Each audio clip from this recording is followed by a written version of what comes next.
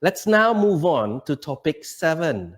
But just to remind all of you, you are watching live on Facebook and you can comment and pose any question or even sharing an observation, and we can bring those comments to our question and answer session with our international panelists.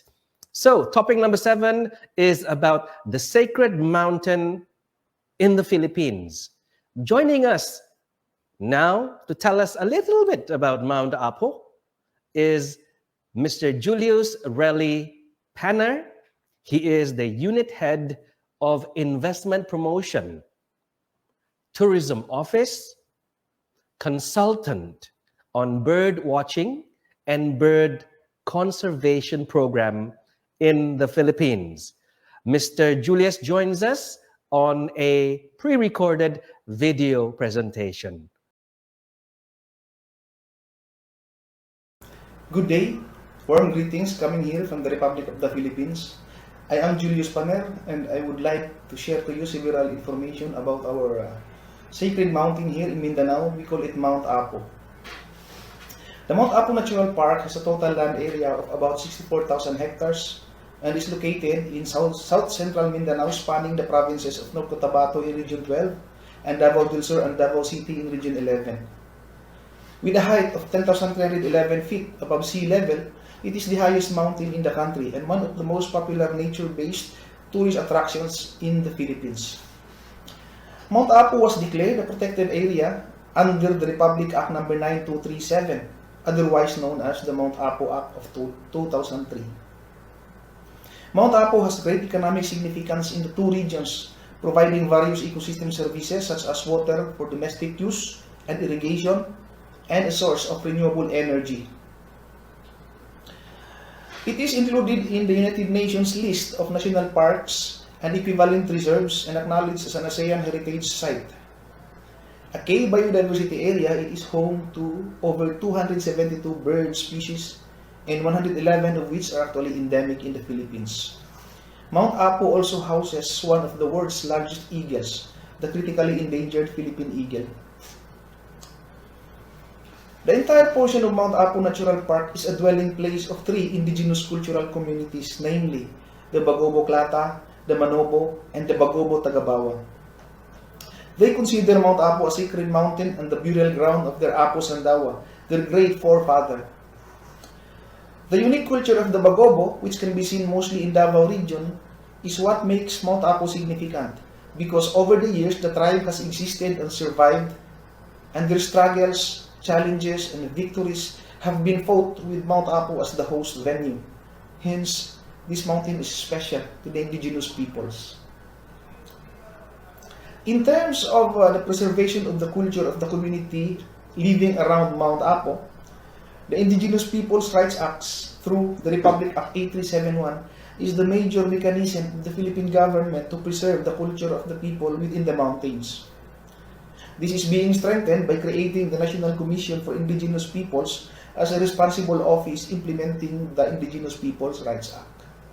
Second is that there is already an indigenous political structure being formed in the local level wherein the indigenous peoples are empowered to do their own programs and projects. Third is that the indigenous peoples are already represented in the local legislation through their indigenous peoples mandatory representative sitting there with the rest of the legislators in the local area.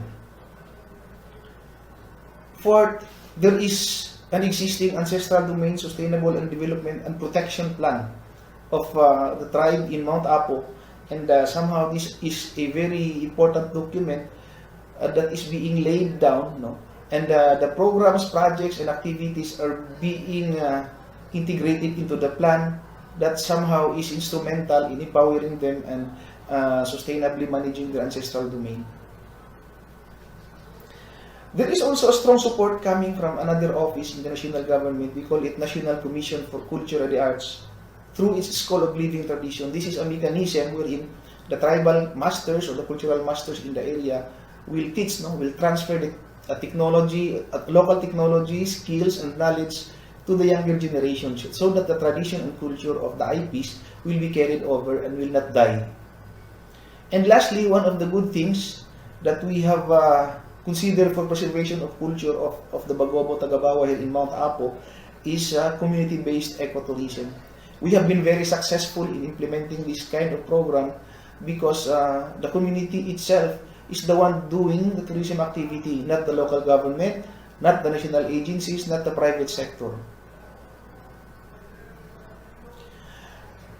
In terms of challenges, there are a lot actually. As we go along the way being a cultural worker, I have observed a lot of challenges, a lot of issues and concerns, but I have listed down 4 major issues or challenges that somehow is very obvious in Mount Apo and its community. One is the continuous owning of lands in the ancestral domain by the non-indigenous peoples. There is this rampant selling of their ancestral land, which somehow is not good because the IPs will be seeking another area for their children, for their grandchildren.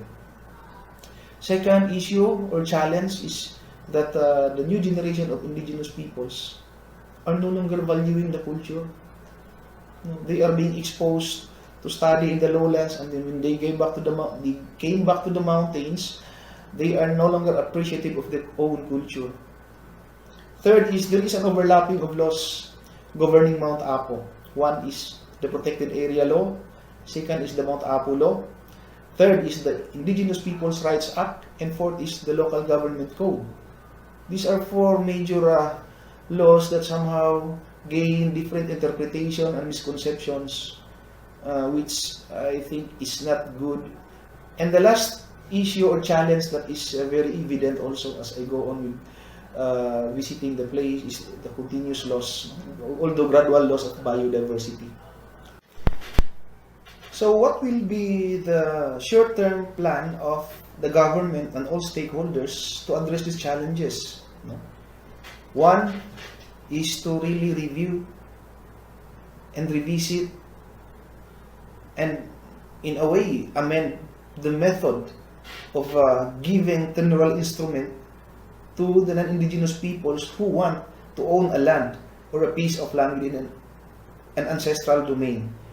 Somehow this document or this instrument is being abused by capitalists, and we cannot afford to just continue this kind of practice. Otherwise, our ancestral domain will vanish, will no longer be inhabited by our indigenous peoples if we continue this practice. Second is we will have to institutionalize our school believing tradition. This is one of the very good practices that we have employed through the years, and we cannot afford to just be dependent on the appropriations for the budget given to us by the National Commission for Culture and Arts. So there is a need that the local government should also institutionalize the SLT so that it will be consistent and it will be sustained at the same time. And at the same time, we need to strengthen our SLT network by tapping potential partners like non-government organizations and the private sector.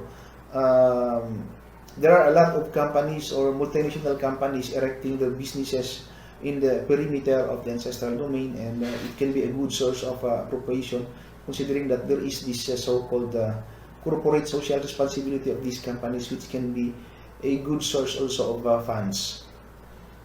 Next is we need to harmonize the existing laws governing the Mount Apo Natural Park.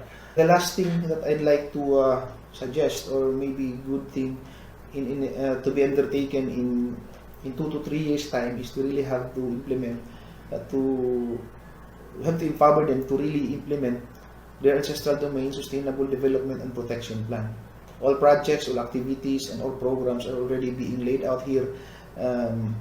What we need to do now is to just implement, to provide them or guide them so that they can go to appropriate government agencies which they can access funds for their projects and programs. I think that's all for the presentation. I hope that you have gained some information or lessons out of that, and I am very happy that you have invited me to be part of this very nice forum. and I will be entertaining questions later on if you have. And at this point, I would like to give thanks and gratitude to all of you for listening to me. Once again, thank you so much. God bless us all. Good day. Thank you for your presentation, and it's good to retrieve your video presentation and bring you back.